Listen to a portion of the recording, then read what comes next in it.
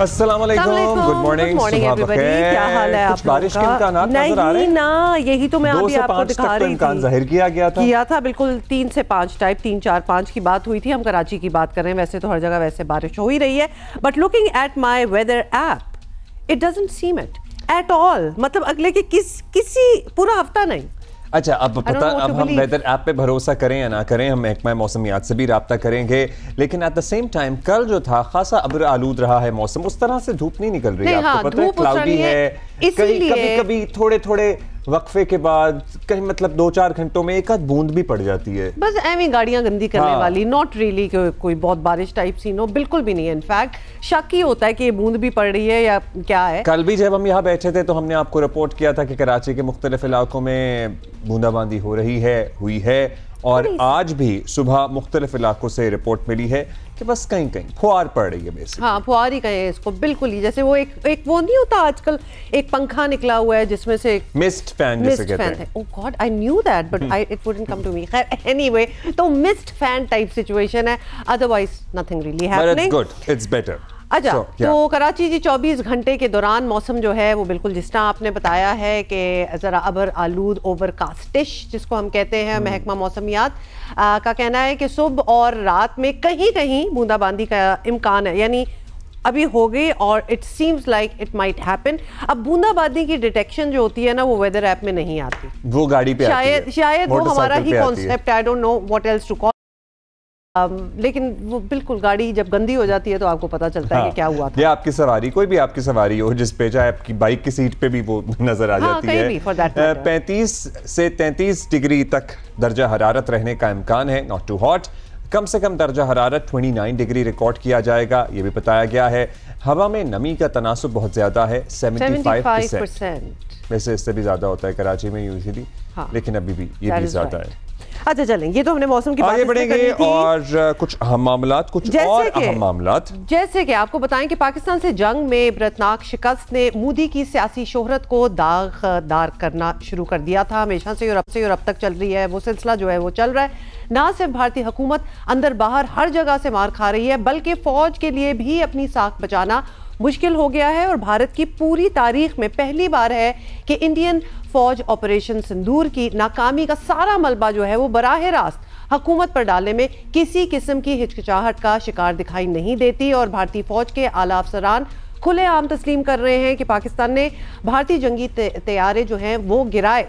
और सबसे पहले भारतीय एयर मार्शल, आपको याद होगा, उन्होंने बिलवास्ता एतराफ़ किया था कि नुकसानात जंगों का हिस्सा होते हैं। याद है उनकी वो पूरी एक स्पीच थी।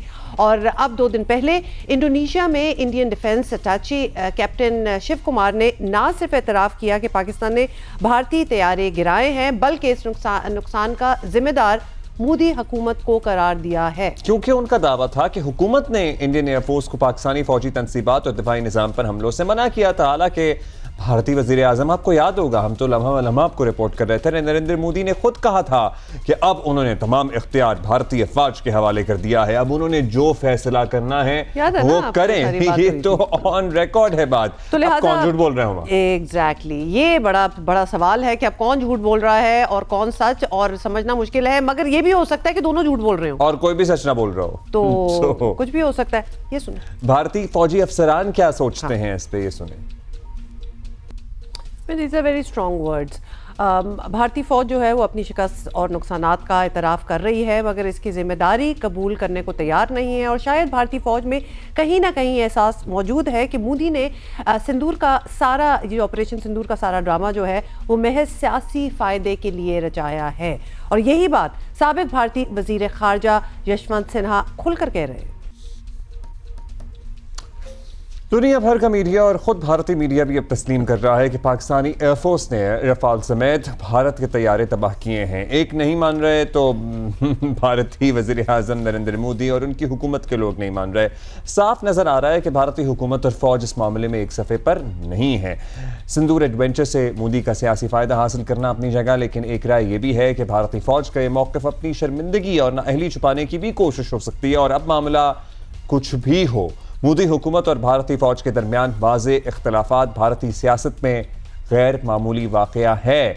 ये कहना गलत नहीं होगा कि पाकिस्तान से जंग के बाद की सूरत हाल भारत के दिहाइयों पुराने और बज़ाहिर मजबूत जमहूरी निज़ाम में टूट फूट का वाज़ेह इशारा भी कर रही है। और जब आप लैक ऑफ प्लानिंग और अपने पॉलिटिकल गेन्स के लिए किसी हमसाये पर हमला ही कर दें, हमला ही, एक न्यूक्लियर मुल्क एक और न्यूक्लियर मुल्क पे हमला कर दे विदाउट थिंकिंग थ्रू दिस, इसके क्या रिपरकशंस होंगे? उसके बाद कंप्लीट झूठ की बेसिस पे, और वो या तो बिल्कुल ही हम आइसोलेटेड हो ना दुनिया से और दुनिया को नजर ना आ रहा हो, मतलब बाकी दुनिया भी ये बोल रही है कि कोई एविडेंस नहीं, कुछ भी नहीं, और आपने हमला कर दिया, तो इसकी ऑब्वियसली कुछ खमियाजा तो भुगतना था। अब्दुल बासित इंडिया में पाकिस्तान के साबिक हाई कमिश्नर हैं, हमें उन्होंने ज्वाइन किया है। बासित साहब, आपसे पूछना यही चाहेंगे कि इंडिया की जानिब से तैयारे गिरने का एतराफ़ अब बहरहाल आ गया है, लेकिन इस मामले पर इंडियन फौज हुकूमती पॉलिसी पर इल्ज़ाम धरती नज़र आ रही है, यानी बराह रास्त मोदी को इस नाकामी का जिम्मेदार कहा जा रहा है। तो इंडिया में फौज का सियासी क़यादत पर इस तरह का इल्ज़ाम हमने एक्चुअली पहले नहीं सुना, तो क्या ये एक गैर मामूली सिचुएशन लग रही है आपको? जी, गैर मामूली तो है, क्योंकि प्राइम मिनिस्टर मोदी ने और उनकी सरकार ने फौज को भी कंट्रोवर्शियल बना दिया है। गो के अगर आप देखिए तो उनके चीफ ऑफ जनरल स्टाफ हैं, उन्होंने तो पहले भी तस्लीम किया था कि हमारे कुछ एसेट्स गिरे हैं, और फिर हमने टैक्टिकल रिट्रीट भी किया। लेकिन भारत की गवर्नमेंट की जानिब से एक मुकम्मल खामोशी, बल्कि यहाँ तक भी कि एक किस्म का डिनायल आया कि हमारा कोई नुकसान नहीं हुआ, तो उससे आर्म फोर्सेस को प्रॉब्लम तो है, और ये अनप्रेसिडेंटेड भी है। और गो के आर्मी की अपनी कुछ लिमिटेशंस होती हैं, उनका एक ख़ास किसी भी स्टेट में एक ख़ास हैसियत होती है, आवाम और उनके दरमियान एक ख़ास रेस्पेक्ट का दर्जा भी होता है। तो वो मेरे ख्याल में इंडियन आर्मी को इस वक्त एहसास तो है, आर्म फोर्सेस को, कि जो मोदी सरकार है वो इनको अननेसेसरीली इंडियंस की नज़रों में ऑब्वियसली क्वेश्चंस रेज हो रहे हैं बहुत से, तो ये किसी तौर भी इंडियन आर्म फोर्सेस की रेपुटेशन के लिए अच्छा नहीं है। सो लेट्स सी, इंटरेस्टिंग तो है। अब ये बताइएगा सर कि अब इंडिया की फैब्रिक देखें, तारीख देखें, तो वहाँ हमेशा हमने देखा कि हुकूमत फ़ौज से ज़्यादा ताकतवर रही है। अब वो अपनी जमहूरी रिवायात में बड़ा फ़ख्र भी करते हैं, हर तरह के फ़ैसले सियासी क़यादत नहीं लेने होते हैं। ऑपरेशन सिंदूर के बाद आपको क्या लग रहा है कि बैलेंस ऑफ पावर बदल सकता है? क्या मोदी की वजह से भारत की जमहूरी रिवायात, उनके सिस्टम पे आँच आ सकती है? मैं इस बात पे ये बात आपकी दुरुस्त है कि वहाँ पे सियासी क़यादतें ही फ़ैसले लेती रही हैं, लेकिन मैं यहाँ आपके नाज़रीन को याद दिलाता रहूँ कि जो हमारी प्राइम मिनिस्टर थी बेनज़ीर भुट्टो और Indian prime minister Rajiv Gandhi के दरमियान एक आप कह दीजिए कि एक इनिशियल मुआहिदा हुआ था सियाचिन से फ़ौजें निकालने का, लेकिन उस पे इंडियन आर्मी ने पुट देयर फुट डाउन और वो नहीं होने दिया। तो बाज़ औक़ात ऐसा नहीं है कि बिल्कुल ही आर्मी इररेलेवेंट है या इस्टेब्लिशमेंट जो भारत के इररेलेवेंट है पॉलिटिकल डिसीजंस में, लेकिन ये बात आपकी दुरुस्त है। और इस वक्त जो है मोदी साहब ऑन द डिफेंसिव तो हैं, लेकिन मेरा अपना ख्याल ये है कि असल हालात तो तब मालूम होंगे जब 2029 में इंतखाबात होते हैं भारत में, कि आया उस वक्त अब से लेकर उस वक्त तक क्या सिचुएशन होती है। और फिर ख़ास तौर पे अभी बिहार में इलेक्शंस हो रहे हैं, अगले साल वेस्ट बंगाल में इलेक्शंस हो रहे हैं, तो वो किसी हद तक हमें इंडिया ज़रूर देंगे कि मामला किस जानिब जा रहे हैं। लेकिन फ़िलहाल मैं समझता हूँ कि मोदी साहब को उस तरह कोई चैलेंज नहीं है। गो के अंडर करंट्स हमको नज़र आती हैं, लेकिन कोई ऐसा चैलेंज, पॉलिटिकल चैलेंज मुझे नज़र नहीं आता। अच्छा, ये भी बात ऑब्वियसली इंडिया के अंदर से भी हो रही है, ये बड़ा कोऑर्डिनेटेड हमेशा ऐसे होते हैं इंसिडेंट्स जब वहाँ इलेक्शंस हो रहे हों। बासित साहब, पहलगाम के बाद अब तक मोदी सरकार इंटरनेशनली अपनी पोजीशन जो है वो बेहतर बनाने या चले रिपेयर करने की कोशिशों में लगी हुई है, लेकिन अब इंटरनेशनल प्रेशर भी काफ़ी बढ़ा जा रहा है। ख़ास तौर पर कांग्रेस बीजेपी से बड़ी जवाबदेही जो है वो चाहते हैं, they are putting them to, कुछ सहाफ़ी भी हैं जो आवाज़ उठाते हैं, बिल्कुल उनसे अकाउंटेबिलिटी चाहते हैं। तो क्या हम ये कह सकते हैं कि ये ऑपरेशन वाले ड्रामों से जिस तरह मोदी को पहले सियासी फ़ायदा होता था, इस बार ऐसा होना मुश्किल होगा? बिल्कुल। अब हर चीज़ का देखें ना एक शेल्फ लाइफ होती है, तो इस नैरेटिव की भी एक शेल्फ लाइफ थी जिसका भरपूर फ़ायदा उठाया बीजेपी ने, आरएसएस ने, चाहे वो पुलवामा के वाक़े के बाद हो या उससे पहले उड़ी वाक़े के बाद हो, तो अब लोग भी समझ गए हैं। और जिस तरह पहलगाम के वाक़े के बाद और जो 4 रोज़ा जंग हुई पाकिस्तान और भारत के दरमियान, और जिस तरह भारत का नुकसान हुआ, मुंह की खानी पड़ी, उससे अपोजिशन को एक बहुत बड़ी अपॉर्चुनिटी मिली है कि वो मोदी का जो असल चेहरा है और भारत के इस वक्त जो हुकूमत उनका असल चेहरा उसको एक्सपोज करे। और अभी तक तो सही क्वेश्चंस रेस कर रहे हैं जिनका जवाब अभी तक हमें नहीं मिल पाया। यहाँ तक कि शशि थरूर, जिनका ताल्लुक गो के कांग्रेस से है, लेकिन वो आजकल कोशिश ये कर रहे हैं कि बीजेपी में शामिल होकर भारत के नए वजीर खारजा बने, उनका भी जो बयानात आ रहे हैं वो भी बड़ा मज़ाक़ खेज़ हैं। तो हर हवाले से मैं ये देख रहा हूँ कि मोदी सरकार जो है इस वक्त ऑन द डिफेंसिव है, ख़ास तौर पर डोमेस्टिकली। और फिर प्रेसिडेंट ट्रंप ने भी उनको परेशान कर रखा है, तकरीबन 20-22 मरतबा तो वो ये कह चुके हैं कि उन्होंने सीज़ फायर करवाया है, जिसको भारत की हुकूमत डिनाई करती है। आजकल जयशंकर साहब वाशिंगटन में हैं, क्वाड की फॉरेन मिनिस्टर्स की मीटिंग हो रही है। अब देखना ये है कि जयशंकर की मीटिंग जो आज होनी है, और शायद साइड लाइन्स पे US state secretary Marco Rubio के साथ भी उनकी मुलाकात हो, तो देखते हैं क्या आउटकम निकलता है इन मीटिंग से। और साथ आप जानते हैं कि ट्रेड डील भी होने जा रही है भारत और इंडिया की, भारत और यूएस की। तो मामलात इंटरनेशनली तो कोई इतने गंभीर नहीं है मोदी के लिए, लेकिन डोमेस्टिकली ऑब्वियसली ख़ास अपोजिशन अगर अपना सही काम करे तो वहाँ पे उनको एम्बैरस हो सकती है। ठीक, बहुत शुक्रिया अब्दुल बासित साहब, भारत में पाकिस्तान के साबिक high commissioner. So pressure is absolutely, हाँ, उसको तो इंटरनेशनली ज़रा ज़्यादा मामलात गंभीर हैं। अगर हम ये सोच रहे हैं कि अभी कोई फौरी इलेक्शन हार जाएंगे तो ऐसा तो नहीं होगा बिहार टाइप। सो बट या in the long run every narrative has its shelf life, और ये नैरेटिव तो बहुत लंबा बेचा है इंडिया में। और शायद वहाँ इंडिया में जो आवाम है उनको भी सोचने का शायद मज़ीद वक्त चाहिए होगा, बिकॉज अक्सर वो इस किस्म के गैम्बल्स जो करते हैं they work out in their favour, but perhaps not this time. तो वो अनरेवलिंग जो है ना, उसको भी ज़रा डिसाइफर करने में टाइम लग रहा है। और नफ़रत की सियासत, और वहाँ पे अपने मुसलमानों से नफ़रत, पाकिस्तानियों से नफ़रत, ये सारा काफ़ी नहीं हो गया? ये भी सोचना चाहिए भारत पता है इसका एक कंपाउंड इफेक्ट हो सकता है। मतलब हम तो चले यहाँ, हमें फ़र्क नहीं पड़ता वहाँ क्या हो रहा है, लेकिन उनको तो फ़र्क पड़ना चाहिए, क्योंकि उनकी सोसाइटी में अनरेस्ट पैदा होता है ना। हम चले अपनी यहाँ से कंपेयर करें, हमारी यहाँ पॉलिटिकल एनिमोसिटी या पॉलिटिकल डिफरेंस इस हद तक बढ़ गया था एक वक्त में कि वो हमारे सोसाइटल फैब्रिक को अफेक्ट करना शुरू हो गया था। मतलब बहन भाइयों की लड़ाइयाँ, दोस्तों की लड़ाइयाँ, एक पॉलिटिकल डिवाइड बहुत ही स्ट्रॉन्ग था हमारी सोसाइटी में। अब जरा हालात बेहतर हैं, लेकिन अगर इसी तरह का पॉलिटिकल किसी और तरह का डिवाइड किसी भी सोसाइटी में हो तो it does affect and it affects the neighbouring countries as well. और हमारे तो ऑब्वियसली पड़ोसी हैं, तो वो हर जगह ही उसका एक असर होता है। In any case moving on, हम पहले मौसम की बात कर रहे थे, तो यूरोप के मौसम भी बहुत ही कोई ख़तरनाक किस्म का हुआ है। साउथ एशिया के ऑब्वियसली हम लोग जो हैं वो तो गर्मी से परेशान हम रहते ही हैं, मगर आजकल यूरोप वालों का भी बुरा हाल है। आप क्यों खुश होती हैं इस बात? मैं खुश नहीं हो रही, ये एज अ न्यूज़ बता रही हूं। अच्छा ठीक है, sorry. Did I smile or anything? I don't know. No, I'm just telling you. I'm just reporting. तो जी बरतानिया और यूरोप मंगल को भी शदीद गर्मी की लपेट में रहा। अब्दुल्ला आप सुने ज़रा। और बरतानिया के मुख्तलिफ शहरों में दर्जा हरारत जो था वो तकरीबन 34 डिग्री होने पर साल का गर्म तरीन दिन करार दे दिया गया। और पोर्चुगल में दर्जा हरारत था 46 डिग्रीज को छू रहा था। पेरिस में Karachi is so much better than Portugal right now. Paris में दर्जा हरारत जो है वो 40 डिग्री रिकॉर्ड किया जा रहा है। better than Paris right now.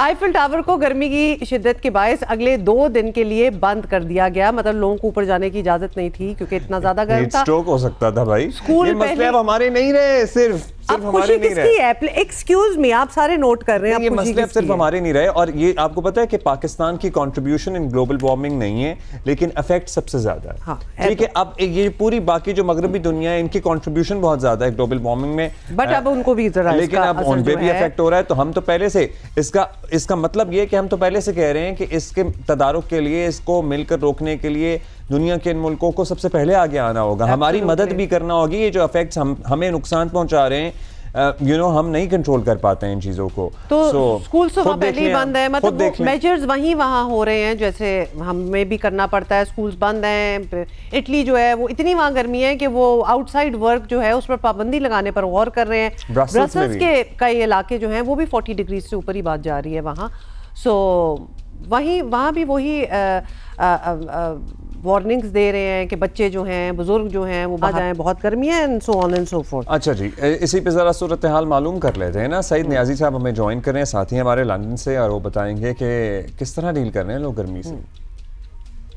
बरतानिया में पाकिस्तानियों की आने वाली पहली और दूसरी नस्ल तो ये शिकायत करती नज़र आती थी कि उन्हें सूरज नज़र नहीं आता और यहाँ पर हर वक्त अंधेरा सा छाया रहता है और धुंध रहती है। लेकिन अब यहाँ पर होने वाली मौसमियाती तब्दीलियों ने ब्रिटिश वेदर की लगता है कि छुट्टी करा दी है और यहाँ पर जो है अब मौसम न सिर्फ ये कि गर्म रहता है बल्कि इंतहाई शदीद गर्म रहने लगा है, जिसके सबब यहाँ पर जो है इस मरतबा गुज़िश्ता 4 दिन से जो है दर्जा हरारत मुसलसल 3 दिन चल रहा है। और यहाँ की यूके हेल्थ सिक्योरिटी एजेंसी ने यहाँ पर 4 दिन पहले ही ये इंतबाह जारी किया था कि यहाँ पर मौसम जो है खासा गर्म रहेगा और इस हवाले से उन्होंने ये आगाही लोगों को दी थी कि यहाँ पर जो है लोग जो हैं 11 से 3 के औकात में बाहर निकलने से गुरेज करें और अगर उन्हें बाहर जाना हो तो टोपी और सन ग्लासेस का इस्तेमाल करें। इसके अलावा घरों के जो कमरे हैं वो बंद रखें, पानी पीते रहें और उसके अलावा अपने आप को कूल रखने के लिए शावर भी लें। गुज़िश्ता माह यहाँ पर इंपीरियल कॉलेज लंदन और स्कूल ऑफ हाइजीन और ट्रॉपिकल मेडिसिन ने ये इंतबाह जारी किया था कि सिर्फ 3 दिन यानी कि 19 से 22 जून के दरमियान जो गर्मी पड़ेगी उसमें तकरीबन 700 अफराद की हलाकत का खदशा था, जिसके सबब होता यही है कि यहाँ पर अगर मुसलसल 3 दिन तक मौसम गर्म रहे तो उस हवाले से यहाँ पर जो आगाही देना शुरू कर दी जाती है। गर्मी तो है। अच्छा तो है। एक बात है अब्दुल्ला, आपने बड़ा अच्छा पॉइंट आउट किया था while we were listening to Saeed साहब कि वहाँ बड़ा ग्लूमी मौसम अक्सर रहता है। London is known for its a very grey और लंदन में जितने दोस्त हैं हमारे वो हमेशा शिकायत करते हैं कि बड़ा डिप्रेसिव है माहौल, बिकॉज धूप ही नहीं निकलती और धूप निकलती है तो बड़ा खुश भी होते हैं। तो अब तो निकली हुई है, अब एंजॉय करें, थोड़ा सा खुश हो जाएं, पिकनिक मनाएं। अब भी परेशान हो रहे हैं। हम तो एडवाइस ही कर सकते हैं ना। मतलब दिस ब्लू स्काई लंदन बहुत अरसा नहीं देखता। हाँ, ये आपको नहीं नजर आता, लेकिन नेचुरली जब नजर आएगा तो साथ काफी गर्मी और धूप भी होगी, but enjoy it while it last. उसके बाद खत्म ही हो जाना है, फिर तो सर्दियाँ आ ही जानी है। इन एनी केस हम ज़रा दीगर शहर जो हैं यूके के, हम ज़रा उनके हवाले से आपको और बताएंगे और पाकिस्तान का भी बताएंगे। We are going to be talking about the weather, लेकिन अभी हम ले रहे हैं ब्रेक। यस,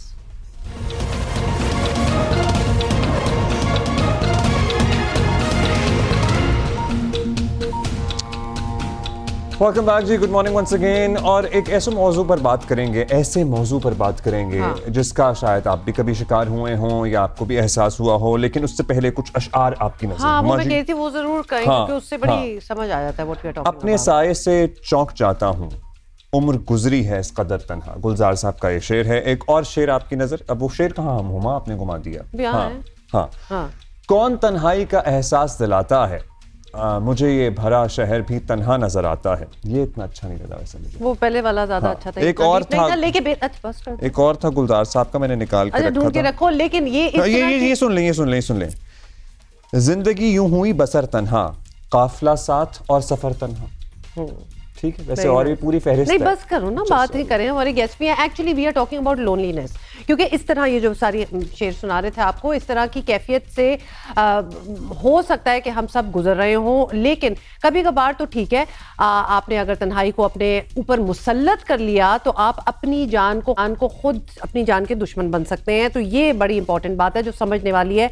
आलमी इदारा सेहत ने खबरदार किया है कि तन्हाई ना सिर्फ इंसानी सेहत को बुरी तरह मुतासिर करती है, बल्कि तन्हाई के शिकार अफराद जो हैं वो वक्त से पहले मौत के मुंह में चले जाते हैं। मतलब it's a very serious thing, so you have to be yes. तो लिहाजा इसके बारे में आज हमने बात करनी है। अब आप सोच रहे होंगे कि आजकल सोशल मीडिया का दौर है, घर बैठे हर शख्स पूरी दुनिया से राब्ते में है, मसरूफियात हैं, मशागिल हैं, अपनी ज़ात के लिए वक्त निकालना मुश्किल हो गया है। ये सब कुछ अपनी जगह है, मगर हकीकत ये भी है कि आज भी हज़ारों लाखों लोगों का मसला लोनलीनेस है, तन्हाई है। आलमी इदारा सेहत की रिपोर्ट के मुताबिक तन्हाई सालाना 8 लाख से ज़्यादा लोगों की जान ले रही है। ये देखिए, ये WHO की रिपोर्ट है, ये हम आपको नहीं बता रहे हैं, हम सिर्फ रिपोर्ट कर रहे हैं। ये उनके फैक्ट्स हैं कि 8 लाख एक साल में 8 लाख दुनिया भर में लोग सिर्फ अकेले रहने की वजह से मौत के मुंह में चले जाते हैं। अब अकेला रहना है या तन्हाई है, ये भी एक डिफरेंट चीज है। some people choose to be on their own, they like to live there, they flourish when they are on their own। तो लिहाजा तन्हाई एक बीमारी ना उसको समझा जाए, लेकिन तन्हाई and depression can go hand in hand as well. फिर बात जो है वो बहुत ज्यादा कंपाउंड हो जाती है। दुनिया में हर घंटे 100 अफराद की मौत का सबब बन रही है, अगर इसको देखें हम इस तरह से। अब इस पे जरा बात करते हैं और जाहिर है हम समझने की कोशिश करते हैं। हमारे साथ साइकोथेरेपिस्ट हैं शफा राशिद साहिबा। बहुत शुक्रिया शफा साहिबा। शफा साहिबा, हम पहले तो हम डिफाइन कर लें या आइडेंटिफाई कर लें कि किस शख्स को हम तन्हा कह सकते हैं या किसको नहीं कह सकते। आपकी जो फील्ड है उसमें कोई डेफिनेशन है कि हाँ जी this person would be considered lonely और अलोन, और नहीं, क्योंकि हर तन्हा शख्स उदास नहीं होता, जरूरी नहीं है कि हर तन्हाई जो है वो उदासी में जाए। बाज़ लोग सबके बीच में होने के बावजूद भी तन्हा होते हैं। बिल्कुल जी। तो लोनलीनेस की जो एक डेफिनेशन है वो ये है कि जब आपकी अंदरूनी सोशल नीड्स अलग होती हैं और जो आपकी एक्सटर्नली जो सोशल नीड्स आप मीट कर रहे होते हैं उनमें एक गैप पैदा हो जाते हैं। यानी कि अगर you want to connect with people और आपकी एक नीड है कि मैं कुछ शेयर करूं या मैं कोई अपनी दिल की बात किसी के साथ बताऊं या अपने ड्रीम शेयर करूं किसी के साथ, वो आपकी अंदरूनी नीड है। और एक्सटर्नली अगर आपको वो नीड नहीं हो पा रही है अपने आसपास के रिलेशनशिप्स में, तो उसकी वजह से एक लोनलीनेस की फीलिंग पैदा होती है। अच्छा शफा, लेकिन एक थोड़ा सा एक डिफरेंस बता दें, क्योंकि देखें आजकल के यूथ यंगस्टर्स जो हैं despite access to social media और दुनिया के किसी कोने में भी वो बैठे बैठे पहुंच सकते हैं, तब भी वो लोनलीनेस का शिकार होते हैं। Compare this to old people, for instance people who have lost perhaps their partner, जिन्होंने एक जिंदगी गुजारी है, उनको जो एक लोनलीनेस है, मतलब हैं तो दोनों ही लोनली, लेकिन डिफरेंस आप किस तरह डिफरेंशिएट करेंगी? तो असल में होता ये है कि डिफरेंशिएट हम इनिशियल फीलिंग सेम होगी मगर डिफरेंट तरीके से वो महसूस करें। फॉर एग्जांपल जो टीनेजर्स होते हैं वो in fact one of the most impacted by loneliness age group है। तो वो इसलिए ऑनलाइन आप होते हैं और सोशल मीडिया पे होते हैं तो आपको एक फॉल्स सेंस ऑफ कम्युनिटी महसूस होता है, जिसमें आप सराउंडेड बाय लोग तो हैं मगर उसमें आपको वो कनेक्शन ही नहीं मिल पा रहा जो आप अंदर से चाहते हैं, क्योंकि आपको एक फॉल्स सेंस ऑफ कनेक्शन मिला हुआ है कि मैं बहुत सारे लोगों से कनेक्ट कर रहा हूँ ऑनलाइन। और ऑनलाइन इतनी आपने देखा है कि कितनी परफेक्ट लोग अपनी जिंदगी जाहिर करते हैं, चाहे इंस्टाग्राम हो, चाहे लिंक्डइन हो, चाहे टिकटॉक हो, सब जो है एक परफेक्ट जिंदगी अपनी जाहिर कर रहे होते हैं मगर कोई एक्चुअल में रियल लाइफ बात नहीं कर रहा होता, जो रियल लाइफ स्ट्रगल्स होती है वो कोई नहीं कर रहा होता। तो इस वजह से टीनेजर्स को महसूस होती है लोनलीनेस। और जो ओल्डर एज ग्रुप्स होते हैं उनको डिफरेंट वजह से होती हैं, जो अगर उनकी they have lost their spouse या डिवोर्स हो गई है या कोई डिसेबिलिटी है या उनको कोई क्रॉनिक इलनेस है। बच्चे सारे वो एम्प्टी नेस्ट सिंड्रोम भी होता है ना, वो भी होता है कि वो जो बच्चे सारे आपके घरे चले जाते हैं, कहीं मूव हो जाते हैं, आप अकेले रह जाते हैं। और उसके बाद ये भी होता है कि किसी ने अगर बहुत ही कोई फुलफिलिंग जिंदगी गुजारी हो और बहुत बिजी जिंदगी गुजारी हो और फिर वो रिटायर हो जाए तो एकदम से वो लैक ऑफ एक्टिविटी से भी लोनलीनेस हो। अच्छा, लेकिन talking about teenagers once again, एक हम शफा आपसे बात करना चाहते हैं। हमने टीनेजर्स में बहुत रुझान देखा है, जाहिर है बहुत सारे चैलेंजेस और हैं, लेकिन हमने बाज़ टीनेजर्स को बिल्कुल दुनिया से कटते हुए देखा है। मतलब कोई मेहमान जाता है तो वो उनसे नहीं मिलते, अपने कमरों में बंद रहना, which ultimately leads to a lot of psychological issues. So कैसे पेरेंट्स किस स्टेज पे आइडेंटिफाई करें? शुरू में तो ये होता है ना, इस बच्चे को अकेला रहना पसंद है, ये ज्यादा सोशल नहीं है, मगर वो कब बात एक्सट्रीम हो जाए या बीमारी में बदल जाए ये नहीं पता लगता। फिर सही बात कह रहे हैं आप कि समटाइम्स थोड़ा टाइम लगता है टू आइडेंटिफाई कि वाकई एक बड़ा मसला है। टू सम एक्सटेंड एक हद तक टीनेजर्स यही चाहते हैं कि उन्हें थोड़ा आइसोलेशन पसंद होती है कि वो अपनी आइडेंटिटी डेवलप कर रहे होते हैं, मगर एट द सेम टाइम उनका वो इतना क्रूशल लाइफ स्टेज गुजर रहा होता है। देयर गिविंग सम एग्जाम जो उन्होंने इतने मुश्किल एग्जाम जो उन्होंने पहले कभी नहीं दिए होते, उस पढ़ाई का बहुत प्रेशर होता है, पीयर्स का बहुत प्रेशर होता है, एक सर्टेन मोड होता है जो सब फिट कर रहे होते हैं, उनको भी यही दिल चाहता है कि मैं इन्हीं स्टैंडर्ड्स को मीट करूं। और इतनी सारी चीज़ें हो रही होती हैं और आजकल तो आप देख ही रहे हैं कि दुनिया में इतनी सारी चीज़ें चल रही हैं, कितनी स्कैरी न्यूज़ हम रोज़ देख रहे होते हैं। तो जब वो ये सब देखते हैं तो अगर उनके पेरेंट्स के साथ उनका ऐसा रिलेशनशिप नहीं है कि एक ओपन कॉन्वर्सेशन हो, उनके पेरेंट्स उनको उनके साथ ये सारे फियर्स और एंजाइटी एड्रेस नहीं कर रहे होते, तो फिर उनको और आइसोलेशन का वो शिकार बन जाते हैं, बिकॉज उनके पास कोई ऐसा होता नहीं है कि वो इतनी बड़ी फीलिंग्स किसी के साथ डिस्कस कर पाए। अच्छा शफा, व्हाट अबाउट दोज फैमिलीज और लेट्स से मैरिजेस जहाँ दो लोग तो होते हैं, जहाँ फैमिलीज तो होती हैं, लेकिन उनमें भी बड़ी लोनलीनेस होती है। इट्स नॉट एज इफ कि घर भरा हुआ है लोगों से तो जी आप हर चीज़ ही बड़ी अच्छी है। We have seen that as well. Marriages में दो पार्टनर साथ होते हैं, एक जिंदगी गुजार रहे होते हैं और उसमें से उसमें भी लोनलीनेस होती है। शुड वी नाउ हम क्या डील करना शुरू कर दें कि this is the way of life और दो चार चीजें हैं उसको मैनेज करो because that is how it is, accept कर लें? आई थिंक हम उस स्टेज पे पहुंच ही चुके हैं एक हद तक कि हम बस ऐसे ही जिंदगी जिए चले जा रहे हैं और इसी वजह से लोनली इतना बड़ा एपिडेमिक बन चुकी है। बट ये होता है कि अक्सर हस्बैंड्स ये फील करते हैं कि अगर कोई फाइनेंशियल स्ट्रेस है या कोई और स्ट्रेस है, मैं अपनी वाइफ को क्यों बताऊं, क्यों स्ट्रेस आउट करूं, और क्योंकि मैं मर्द हूँ मुझे अकेले डील करना चाहिए। और ऑफन वाइफ ऐसा फील करती है जैसे अगर दे डीलिंग विद पोस्टपार्टम डिप्रेशन या उनके ऊपर बहुत ज़्यादा घर काम वगैरह का बर्डन है, और अगर वो जॉब करिए तो फिर तो इवन मोर। मगर वो कहती है मैं अपने हस्बैंड को क्यों बताऊं क्योंकि वो तो वैसे ही इतने थके हुए आते हैं। और फिर इसी तरह से अगर हम जॉइंट फैमिली सिस्टम में रह रहे हैं तो हम यही सोचते हैं कि हम अपने पेरेंट्स को क्यों बताएं, क्यों हम स्ट्रेस दें उनको। We should be able to deal with this by ourselves. That's right. तो इसकी वजह से हमने थोड़ा एक्सेप्ट कर लिया कि हमारे जो रिलेशनशिप्स हैं वो हमारी अंदरूनी नीड्स को मीट नहीं कर पा रहे। अगर रिलेशनशिप्स भी अंदरूनी नीड को मीट नहीं कर पा रहे तो फिर क्या करें?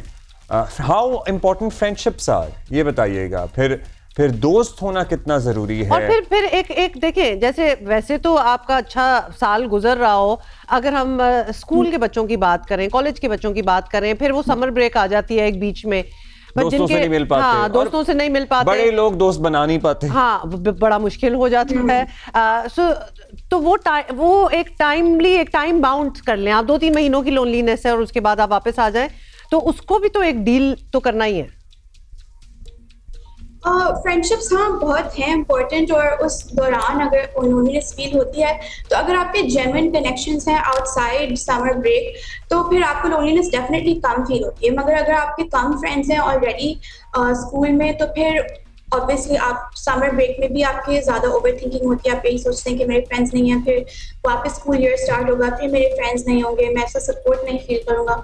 तो it continues into the summer, और अगर समर के आउटसाइड आपके दोस्त हैं तो वो डेफिनेटली कम महसूस होता है। ठीक है, शुक्रिया आपका, बहुत शुक्रिया शफा फॉर स्पीकिंग टू अस। और इस बात से बात ये समझ आई कि have real friends and real connections, मतलब ऑनलाइन वगैरह सारी चीज़ें, और कोई बुराई नहीं है, keep in touch with your friends online, but कुछ रियलिटी भी होनी चाहिए, कुछ बैठे और साथ बातें करें। इंसान you really need to help yourself out. ये लोनलीनेस ऐसी चीज है, कोई आपकी आके हाथ पकड़ के मदद नहीं कर सकता। तो आपको पता है जरा ज्यादा दोस्तियां होती हैं हमारे माशरे में। एक पैटर्न सेट है, शादीशुदा भी हो आप तो आप जरा टाइम मुश्किल होता है लेकिन टाइम निकाल लेते हैं। लेकिन जो मैरिड विमेन है ना, वो अपनी दोस्तियां ऐसा लगता है कि वो फिर अपने वालिदैन के घर तक ही छोड़ के आ गई हैं, which is so sad and वो लिटरली आपका सांस लेने का जरिया है, आपकी सहेलियां, आपकी दोस्त। मेरा ख्याल है कि मैं ये मर्दों को एड्रेस करके कह रहा हूँ कि give some space to your partners, to your wifes, और उनकी जो दोस्तें हैं वो उनकी दोस्तें हैं। You can not be a replacement for them. I mean, the दोस्तें जो हैं they know them much more before you came into the picture, तो उस बात को रिस्पेक्ट जरूर करें। और आपका रिलेशनशिप भी हेल्दी होगा अगर आप फ्रेंड्स के लिए टाइम निकालेंगे। और उसके बाद हजार और भी चीजें, जैसे रीड, मतलब literally not something on the internet, pick up a book and read. बहुत से और तरीके हैं जिससे आप अपनी मदद खुद करें ताकि you are not lonely. Enjoy your own time. अभी हम आगे Enjoy your own बढ़ेंगे company. और हम coming back to मौसम and that too in UK. Manchester में आपको पता है बहुत पाकिस्तानी रहते हैं, बर्मिंघम में, मैनचेस्टर में। सो हारून मिर्जा साहब हैं हमारे साथ, वो बता रहे हैं कि मैनचेस्टर में कितनी गर्मी पड़ रही है। जी, मैनचेस्टर की बात की जाए तो हुकूमती अदाद-ओ-शुमार के मुताबिक मौजूदा गर्मी की लहर की वजह से वेल्स और इंग्लैंड में 600 से जायद अफराद हलाक हो चुके हैं, जबकि हलाक होने वालों की उम्र 60 वर्ष से ज़्यादा है।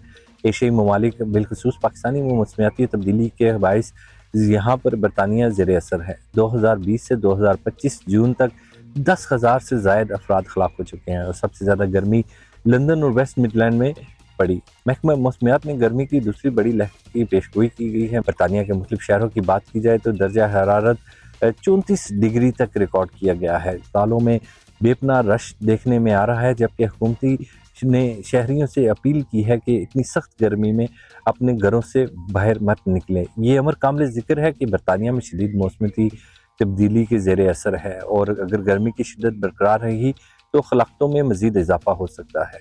यूरोप में सबसे ज़्यादा गर्मी इस बरस जो है वो पेरिस में पड़ी, जहाँ पर दर्जा हरारत 40 डिग्री तक पहुँच चुका है। यानी उधर भी अगर नहरें होती तो नहरें तो खैर वहाँ भी होती हैं तो उसमें जंप मार, वैसे वो लोग नहीं, अलाउड नहीं होता जंप मारना नहरों में। वो करते हैं, नहाते हैं, जैसा हमारे ख्वाजा आसिफ हमेशा लीडिंग द वे कर रहे होते हैं। Jumping from the bridge into the I really like Khawaja Asif, like getting into the moment and just jumping in. He gets into the moment a lot actually. मतलब गर्मी है तो हम स्पेसिफिकली उसकी बात कर रहे हैं तो व्हाई नॉट भाई कर लो। और फवारे वैसे इन्होंने काफ़ी इस्तेमाल किए हैं यूके में, मतलब फवारों में घुस जाओ या फिर पानी अपने ऊपर डाल लो, तो ये सब कुछ हो रहा है जिससे हमें लगता है कि एक जैसे ही हैं हम सारे। ब्रेक के बाद मिलते हैं। और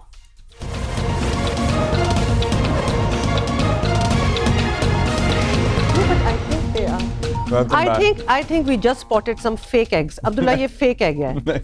भुरभुरा सा एग कैसे भुरभुरा सा हो सकता है? I don't know. There's something off with it. Please don't eat it. I was consuming. आप खाएं और मैं बताती हूँ। खबर पे चले जाते हैं। तहरीक इंसाफ को कानूनी महाज पर जिन लगातार नाकामियों का सामना है, मगर पार्टी की अंदरूनी लड़ाइयाँ जो हैं वो मजीद मुश्किलात का बायस बनती चली जा रही हैं। We have been actually talking about it for a while. फैसला साजी का बहरान सर चढ़कर बोल रहा है और पार्टी रहनुमा कोई मुतफ़िका लाहे अमल और ठोस सियासी हिकमत अमली बनाने में अब तक नाकाम है। और इस सूरत हाल ने पार्टी के सीनियर कैदी रहनुमाओं को जेल से खत लिखने पर मजबूर कर दिया है और खत में पार्टी क़यादत को मशवरा दिया गया है कि वो बानी PTI से मुशावरत के बाद मुज़ाकरात का आगाज करें। बदतरीन बहरान से निकलने का वाहिद रास्ता मुज़ाकरात है, वैसे वो तो हैं हमेशा। खत में भी लिखा गया है कि मुज़ाकरात में गिरफ्तार रहनुमाओं को भी शामिल किया जाए। खत पर शाह महमूद कुरैशी, यास्मीन राशिद साहिबा, मियां महमूद रशीद, एजाज अहमद चौधरी, उमर सरफराज चीमा ने दस्तखत किए हैं। दूसरी तरफ पार्टी रहनुमाओं का यह हाल है वो एक दूसरे पर एतमाद करने को तैयार नहीं है। खैबर पख्तूनख्वा PTI के सदर जुनैद अकबर अपनी ही पार्टी के चेयरमैन और वजीर आला खैबर पख्तूनख्वा अली अमीन गंडापुर की नीयत पर ना सिर्फ शक करते हैं बल्कि खुलेआम इसका इजहार भी करते हैं। वो समझते हैं कि एहतजाजी तहरीक ना चलने में भी इनकी अपनी ही लीडरशिप का हाथ है। मेरे सूबे में ड्रोन अटैक होता है, मैं उसके बोलता हूँ बेशर सैफ साहब की तरफ से उसको का मुबारकबाद मिल हो जाती है कि आपने कामयाब अटैक किया। मैं हैरान हूँ कि मैं कहाँ जाऊँ। अच्छा जी, मैं इलेक्शन कमीशन के सामने मैं एहतजाज करता हूँ। जो प्ले कार्ड लोगों ने उठाए होते वो DC पिशावर के होते, वो उस इसी साहिबान के होते हैं जो आरोज थे जिन्होंने मैंडेट चुराया है। आप फिर पता करें कि जिस आरोज ने हमारा मैंडेट चोरी किया है वो आजकल किस पोजीशन पे। इस हालात में मैंने तहरीक चलानी है जब मुझे अपनी सपोर्ट ना हो, जब मुझे आप जी पॉलिटिकल कमेटी की लिस्ट निकाले तो आपको पता चलेगा कि पॉलिटिकल कमेटी के फैसले एक तरफा क्यों होते। आप लिस्ट निकाले कि पॉलिटिकल कमेटी का कौन मेंबर कहाँ है। इन हालात में जुनैद अकबर बता दे कि किस तरह तहरीक को आगे बढ़। ये तो आपने सुन लिया जुनैद अकबर की बातों के जवाब में। गौहर अली खान का कहना है कि जो भी एतराज़ हो वो पार्टी के अंदर उठाए जाने चाहिए और यही बात वो जुनैद अकबर को पहले भी कह चुके हैं। आपके प्रोविंशियल प्रेसिडेंट है जुनैद अकबर खान साहब, उन्होंने हमारे प्रोग्राम में आके तो प्रोविंशियल गवर्नमेंट के खिलाफ बकायदा एक चार्जशीट लगा दी। इनको मैंने कहा कि आप कुछ स्टेटमेंट ऐसे दे रहे हैं वो नामुनासिब है। अपने हुकूमत के खिलाफ आपके जो भी शिकवे शिकायत है तो आप अंदर बताया करें, हम आपका अजाला कर लिया करेंगे। और मैंने इनको कैटेगोरिकली ये कहा था कि जब इनका ये कहना था कि मेरे साथ कोऑपरेशन होना चाहिए तो मैंने ये कहा था कि कोऑपरेशन का लफ्ज़ वो बड़ा एम्बिगुअस किस्म का है। किस किस्म की कोऑपरेशन? आपको जो हेल्प जिस मद में चाहिए, गाड़ी चाहिए, आपको जगह चाहिए, पुलिस चाहिए, सिक्योरिटी चाहिए, वो आप ज़रूर बताया करें। और इस तरह सीनियर रहनुमाओं का जेल से खत लिखना ये बता रहा है कि वो पार्टी क़यादत की तर्ज़ सियासत से शायद खुश नहीं है। मुश्किलात से निकलने का वाहिद रास्ता मुज़ाकरात को समझ रहे हैं, लेकिन मुज़ाकरात कैसे हो? अब ये मुज़ाकरात भी इतना हो गया, कैसे हो, मतलब और अगर होने होते ना तो हो जाते हैं। हाँ, मतलब क्या और कितनी दफ़ा तो हो चुके हैं लेकिन कोई नतीजा नहीं निकलता। Haider Shirazi, the issues are growing day by day within PTI। मतलब रिफ्ट्स, इख्तलाफात, अलीमा खान साहबा का किसी और पेज पे होना, बाकियों का किसी और पेज पे होना, इमरान खान साहब का किसी और ही पेज पे होना। अब ये जो असीर सियासी क़यादत है पंजाब की, इनका खत, इससे क्या अखज़ करें? आपका बहुत शुक्रिया। देखें, पंजाब की जो क़यादत है जिन्होंने ख़त लिखा है, ये तो ख़त उनकी हद तक दुरुस्त समझा जा सकता है कि वो उनकी राय है कि पार्टी संजीदगी से इख्तलाफात बुलाकर आगे बढ़े। आपको लगता है कि कोई राबता है और उन्होंने पेट्रन इन चीफ से मुशावरत के बाद ये ख़त लिखा होगा या अपने तय ये फैसला कर लिया होगा? ये पैटर्न चीफ से ऐसी कोई मुशावरत नहीं हुई, उन्होंने अपने तय ये पैगाम भेजा है। लेकिन पार्टी के अंदर जो इख्तलाफात हैं, ये बैरिस्टर गोहर की स्टेटमेंट से छुप नहीं सकते कि पब्लिकली आकर आप ऐसे मौक़िफ़ का इजहार ना किया करें। इससे कबल अलीमा खान ने स्टेटमेंट दी, इन्होंने यही कहा। शांताना गुलजार ने जियो से गुफ्तगू करते हुए इख्तलाफात का जिक्र किया था, उस वक्त भी कहा पब्लिकली स्टेटमेंट ना दें। जुनैद अकबर हो या शरफसल मरवत हो, हर मौका पर बैरिस्टर गोहर ने कहा पब्लिकली स्टेटमेंट ना दें। हालांकि बात इससे आगे की है, क्योंकि जुनैद अकबर को जब चेयरमैन पीएससी बनाने की बात आई, जिस वक्त इजलास बुलाया गया, तो बैरिस्टर गोहर ने स्पीकर को कॉल की और कहा कि इस इजलास को डिले कर दिया जाए, क्योंकि पार्टी के अंदर एक और ग्रुप था जो जुनैद अकबर को पीएससी चेयरमैन उस वक्त नहीं बनाना चाहता था। कौन सा ग्रुप? उसके बाद सब जानते हैं कि ये जो अली अमीन गंडापुर और उनके साथी हैं, वो जुनैद अकबर के ग्रुप को या इनके साथियों को पसंद नहीं करते। और यही नहीं, बात इससे आगे की थी कि जिस वक्त हमने देखा कि शरफसल मरवत को हटाया गया था तर्जमान के ओहदे से, तो उस वक्त हमारे सोर्स से कंफर्म कर रहे हैं कि बैरिस्टर गोहर ने इस मामले में किरदार अदा किया था और उन्हें हटाया था। दूसरा ये कि जिस वक्त चेयरमैन पीएससी से शरफसल मरवत को हटाया गया, तो इसके लिए अली अमीन गंडापुर ने बानी पीटीआई से मुलाकात की और शेख वकास अकरम को चेयरमैन पीएससी के लिए लाने के लिए काम किया और कोशिशें की। उस वक्त चूंकि अली अमीन गंडापुर और इमरान खान के दरमियान ताल्लुकात ख़राब नहीं हुए थे, तो खान साहब उनकी बात सुन रहे थे और शरफसल मरवत को साइडलाइन किया गया। ये सब चीज़ें जब पार्टी के अंदर देखी जा रही हैं, तो पब्लिकली आकर स्टेटमेंट का कह देना कि इससे ना दी जाए, इससे नहीं मामलात हल होते। क्योंकि पार्टी के अंदर रहनुमा ये समझते हैं कि बैरिस्टर गोहर अली अमीन ग्रुप के करीब समझे जा रहे हैं और वो उस ग्रुप का हिस्सा हैं, तो लिहाजा वो इस तरह के बयानात से बढ़कर पार्टी के बारे में सोचें। जब हम ये इस तनाज़ुर में मुज़ाकरात की बात करते हैं, तो ये ज्यादा इट मेक्स मोर सेंस कि ये आपस में पहले मुज़ाकरात कर लें, क्योंकि वो डिनायल पे डिनायल आना या फिर गौहर साहब का ये भी कहना बिल्कुल कि ये बात सामने नहीं होनी चाहिए थी, ये इनको पीछे करनी चाहिए थी बात एंड ऑल दैट, कोई ऐसी ये लोग एफर्ट नहीं कर रहे कि आपस में बैठे, पहले अपने इख्तलाफात तो ठीक करें, उसके बाद आगे जाके कई मुज़ाकरात होंगे। वरना आगे बैठेंगे तो देखें किसी को भी मौका मिलेगा वो इस बात को उछालेगा तो कि इनमें खुद में यूनिटी नहीं है। तो ये सोच या ऊपर से ये डायरेक्टिव आना कि भाई sit together and talk about it and talk it over, वो नहीं होना चाहिए।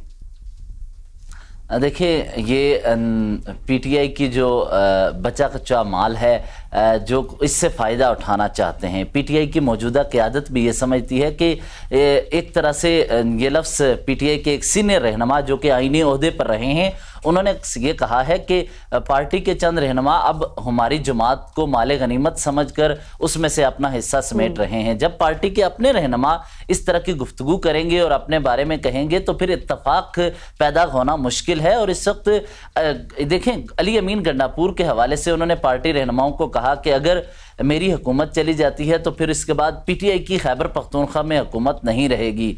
अभी जिस वक्त सुबह में प्रोग्राम में आ रहा था, मेरी मुल्क की अहम सियासी शख्सियत से रब्ता हुआ, तो आते हुए जो सियासी शख्सियतें और उनके बारे में कहा गया कि शायद JUI फे भी हिस्सा ले KP में, तो मौलाना फजलुर रहमान ने इस से रब्ता किया गया पाकिस्तान के ताकतवर हलकों की जानिब से कि KP में आपकी हुकूमत बनाने के हवाले से आपका इनपुट चाहिए। मौलाना फजलुर रहमान ने साफ इनकार कर दिया है कि मैं खैबर पख्तूनख्वा में हुकूमत बनाने के हक में नहीं हूं और ना ही मेरी कोई ऐसी ख्वाहिश है कि अली अमीन गंडापुर को मैं हटाऊं। और फिर JUI को साथ मिला के बातें हो रही थी, आपको पता है बजट के पास होने के बाद ये बातें हो रही थी कि ऐसा कुछ हो जाएगा। वो तमाम बातें आगे नहीं बढ़ पाएंगी क्योंकि मौलाना साहब ने मना कर दिया है कि मैं ऐसे किसी एडवेंचर का हिस्सा नहीं बनूंगा। जी बिल्कुल ऐसा ही हुआ और मेरे सोर्स ये कंफर्म कर रहे हैं कि बानी पीटीआई को यह पैगाम मौलाना फजलुर रहमान की जानिब से पहुंचा दिया गया है कि मैं किसी भी इस तरह के एडवेंचर का हिस्सा नहीं हूं। दूसरी जानिब अली अमीन गंडापुर के जो ग्रुप के साथी हैं वो पार्टी के रहनुमाओं को कह रहे हैं कि अगर हमारे खिलाफ अदम एतमाद आया तो पीटीआई की हुकूमत ही खत्म हो जाएगी। और यही नहीं, माशी इमरजेंसी के बारे में भी अली अमीन गंडापुर के साथी कहते रहे कि माशी इमरजेंसी केपी में लग सकती है, जबकि मेरी 4 वफाकी वुज़रा बशमूल मोहसिन नकवी से बात हुई। उन्होंने कहा कि हमारा कोई प्लान माशी इमरजेंसी मेरा ख्याल है कि अब हमारे चलें इस पे बाद में बात करते हैं। हाँ, ब्रेक ले रहे हैं।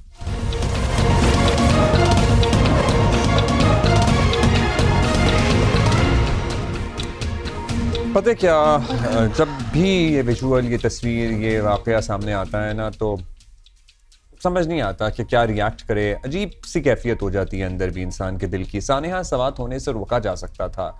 1 दर्जन से ज्यादा जिंदा इंसान सबके सामने मौत के मुंह में जाते रहे और कोई तदबीर, कोई तरीका, कोई रास्ता, कोई जुगाड़ कुछ नहीं निकला। हमारी पाकिस्तानी एक टर्म है ना, जुगाड़, कुछ भी हम कोई भी हम रास्ता चीजों से कुछ बना लेते हैं, लेकिन कुछ नहीं हो सका। सवाल ये हो रहा है कि वाकया एक मारूफ सयाहती शहर में पेश आया है, किसी दूर दराज, किसी कहीं नहीं, so true। मतलब कहीं देवसाई के प्लेन्स की किसी झील में नहीं है डूबे। हाँ, मतलब ये सवात की बात हो रही है। खैबर पख्तूनख्वा हुकूमत हो या रेस्क्यू इदारों की वजाहतें हों, लोगों को ये बात रही है कि 1.5-2 घंटे का वक्त मिलने के बावजूद इस खानदान की मदद क्यों नहीं की गई। पता है ये वी विल नेवर नो दो, लेकिन ये उनके लिए भी शॉकिंग होगा जो वहां फंसे हुए थे। मतलब ये फैमिली भी कह रही होगी ओके फाइन, अभी पानी राइज कर रहा है, कोई तो आ ही जाएगा, कोई कश्ती, कोई लाइफ तो हो जाएगा। ये उनकी भी वाइल्ड ड्रेस नाइटमेयर में नहीं होगा कि हमें वाकई कोई बचाने नहीं आएगा और ये पानी बढ़ता चले जाएगा। और उसके बाद उन्होंने लिटरली अपनी आंखों के सामने एक अपना फैमिली मेंबर जाते हुए देखा है। मुझे तो ये भी, मतलब उनको अगर पता भी हो कि हम अब खत्म होने वाले हैं, लेकिन कितना वो गम देख के खत्म हुए हैं कि उन्होंने अपनी फैमिली को भी जाते हुए देखा है पहले। This is truly heart breaking. और वो जो जिंदा बच गए हैं पीछे घर पे, मेरी बात जिनके लिए तो इट्स लाइक अ मूवी। एक आदमी who did not travel because of his work, उसकी बीवी, उसके बच्चे गए हुए थे, जो कि होता है ना, जो होता है, कितने बिल्कुल जवान बच्चे, मतलब उसकी जिंदगी की सारी कमाई तो ये होती है आपकी असल। अच्छा, इस वाकये पर सियासी पॉइंट स्कोरिंग का तासुर जो है वो भी मिला, मगर ज्यादा अफसोस की बात यह है कि अब तक भी खैबर पख्तूनख्वा हुकूमत अपनी गवर्नेंस की कोई कमजोरी या कोई कोताही तस्लीम करने को तैयार ही नहीं है कि जी हमसे तो शायद कुछ ऐसा हुआ ही नहीं है। तो कल और बस रिमोस, बस आप शर्मिंदा हों, ताज़ियत करें। एक होता है रिमोस, लेकिन फलाने को तो देख लें, हाँ, लेकिन ये तो नहीं हमने किया। हाँ, ये तो ठीक है, ये तो हमें तो बड़ा अफसोस है, लेकिन वो देखा है आपने, ये चीपनेस है। तो कल जी वज़ीर आज़म शहबाज शरीफ ने इस्लामाबाद में नेशनल इमरजेंसी ऑपरेशन सेंटर में तकरीब से खिताब किया और उनका कहना था कि ऐसे सानेहात की रोकथाम के लिए सियासत से बालातर होकर इक़दामात करने होंगे। और साथ साथ ये तो इनकी बात सुनिएगा, वो जो विजुअल है ना, वो भी एक्चुअल विजुअल है, जब इन्हीं लोगों की डेड बॉडी ताबूत में एक कूड़े के ट्रक में पड़ी हुई थी। अच्छा, ये सुनो। मैं समझता हूँ कि यहाँ पे जो अभी सवात में जो बहुत ही कीमती जानें जो ज़ाय हुई हैं, without going into any kind of politics, सियासत को बिल्कुल एक तरफ रखते हुए हमें इसका एक बड़ा एक ऑनेस्ट जायज़ा लेना चाहिए। अगर आपने उसकी अभी कोई रिपोर्ट नहीं बनाई तो मैं आपसे गुजारिश करूँगा कि आप उसकी रिपोर्ट बनाएं। 49 लोग अल्लाह को प्यारे हो गए और बेशुमार लोग ज़ख्मी हुए पूरे पाकिस्तान में, लेकिन सवात में जो लोग अल्लाह को प्यारे हुए वो बहुत ही पूरी कौम अश्कबार थी। तो मैं समझता हूँ कि ऐसे वाक़यात को किस तरह रोका जा सकता है, उसके लिए आपको जो PDMAs हैं उनके साथ और सूबाई हुकूमतों के साथ मिलकर आपको एक मरबूत प्रोग्राम बनाना चाहिए ताकि इस तरह के वाक़यात की एक मुकम्मल तौर पर रोकथाम की जा सके। अच्छा जी, अब इंक्वायरी कमेटी के सामने साबिक रेस्क्यू ऑफिसर्स दावा कर रहे हैं कि डूबने वालों को हर मुमकिन बचाने की कोशिश की गई, मगर ऐसी कोई कोशिश कैमरे में रिकॉर्ड क्यों नहीं हुई? सवाल तो ये उठता है ना कि मतलब हर चीज जब सारे सामने है तो कहते रहे हम क्या करें। मतलब मैं वाकई ये सोच रहा था, मैं इंसान अपना, अब हम जाहिर है अपनी नाक़िस अक्ल के मुताबिक अपने तुक्के तदबीरें लगा रहे होते हैं ना, कि किसी तरह वो स्लिंग शॉट से अगर रस्सी फेंक देते, वो देखे ना हमने वो जो एरो के जरिए, मतलब हम अपनी बहुत सी चीजें एज अ लेमैन हम सोच रहे थे, और जब ये हो रहा था तब भी सोच रहे थे ये कर लेते, मतलब they should have been prepared basically, rescue वगैरह को इन चीजों से prepared to reach them would be different, लेकिन कोई और तरीका तो हो ना कि उनको खींच लें किसी तरीके से। तो जिन 3 लोगों को बचाया गया वो नजर भी आया।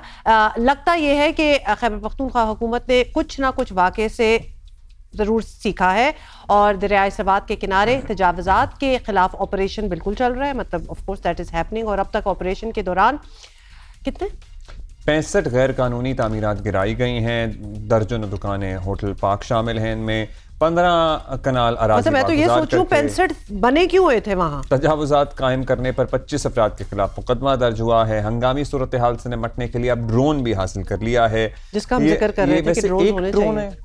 ये ड्रोन सैलाबी सूरत हाल में मदद के लिए अब लाइफ जैकेट्स, रस्सियां और दीगर अशिया पहुंचाने का काम करेगा। ये जो कुछ दिनों से हम कह रहे हैं कि कोई ड्रोन से ही आप उनको कोई रेस्क्यू की चीजें भेज देते, कोई अपने आप को बांध लेते, वो कोई डूबने से कोई फ्लोट वगैरह कर लेते। वैसे ड्रोन कौन सी कोई महंगी चीज है आज के ज़माने में? और ड्रोन हुकूमत is doing everything these days, so why was not this thought of before? और एक नहीं होना चाहिए, हर जिले में 2-2 तो होने ही चाहिए जो मशहूर सयाहती। फॉर इंस्टेंस आप जो आप अताबाद झील के, नहीं वो तो दूसरे इलाका बन जाता है, आपको पता है कि कौन कौन से स्पॉट्स हैं। और ड्रोन की कॉस्ट क्या होती है वैसे? चले जरा, ये ज्यादा हैवी ड्रोन्स होंगे व्हाटएवर। अब तो शादियों में लोग 3-3 ड्रोन्स लगा देते हैं मूवी बनाने के लिए। Drones are being used for everything. फिर भी पीडीएमए ने चीफ सेक्रेटरी शहाब अली शाह को ड्रोन के जरिए अमली मुजाहिरा करके भी दिखाया है। चीफ सेक्रेटरी का कहना है कि सयाहती मकामात पर होटलों को कश्तियां, रस्सियां, लाइफ जैकेट्स जैसे आलात अपने पास रखने का पाबंद किया जा रहा है।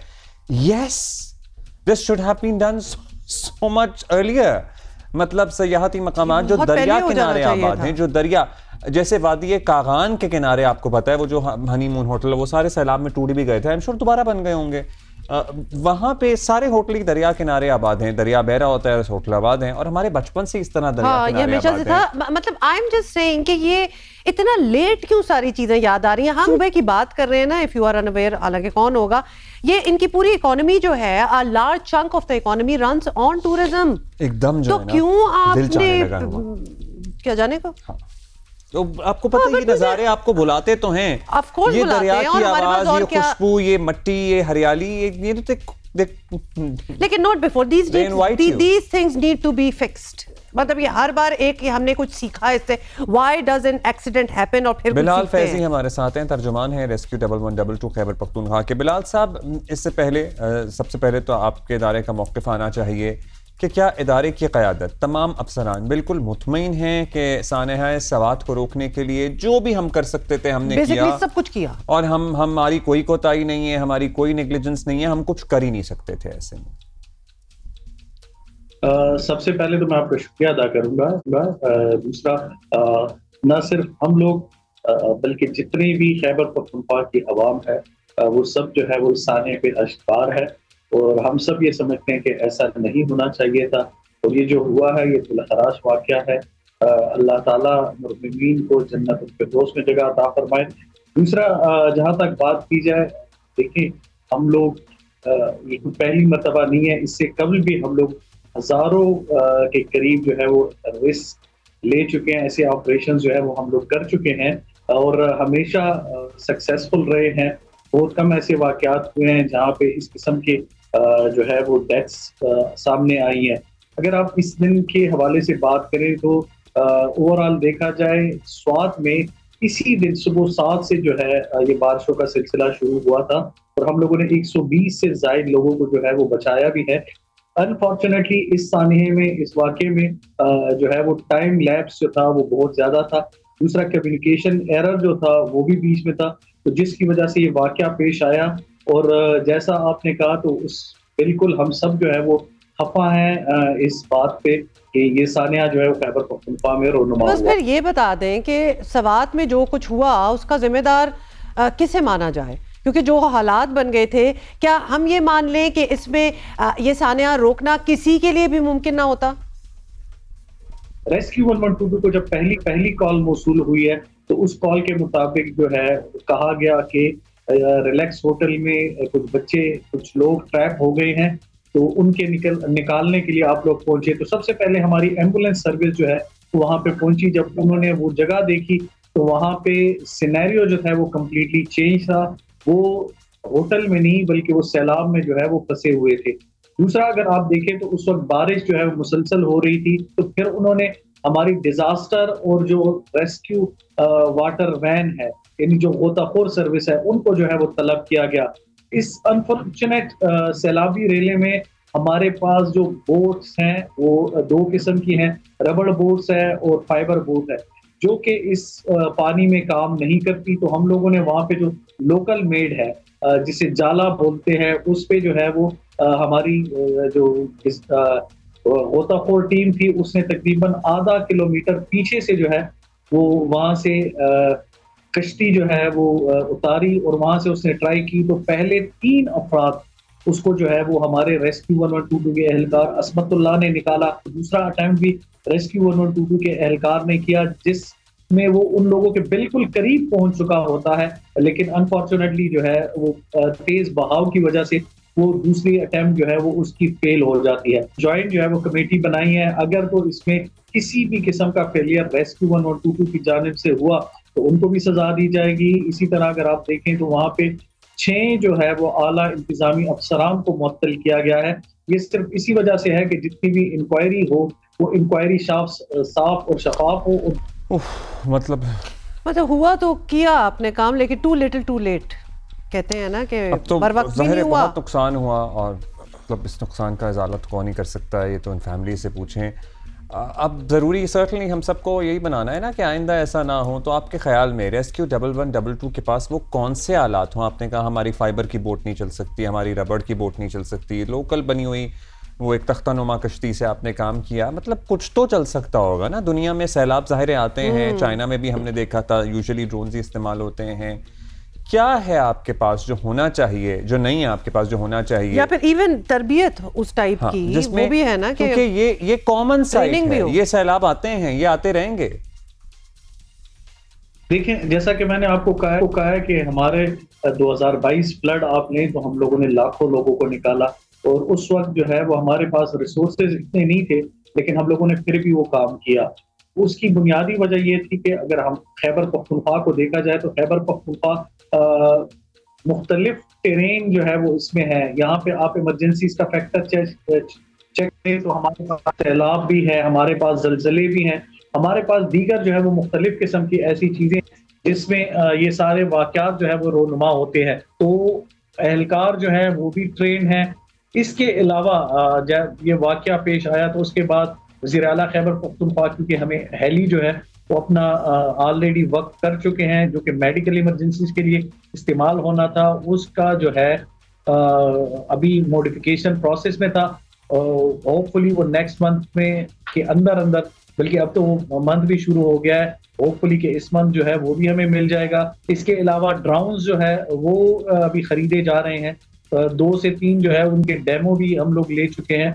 आज जो है वो चीफ सेक्रेटरी ऑफिस में जो है वो ड्रोन्स की मॉक एक्सरसाइज की गई।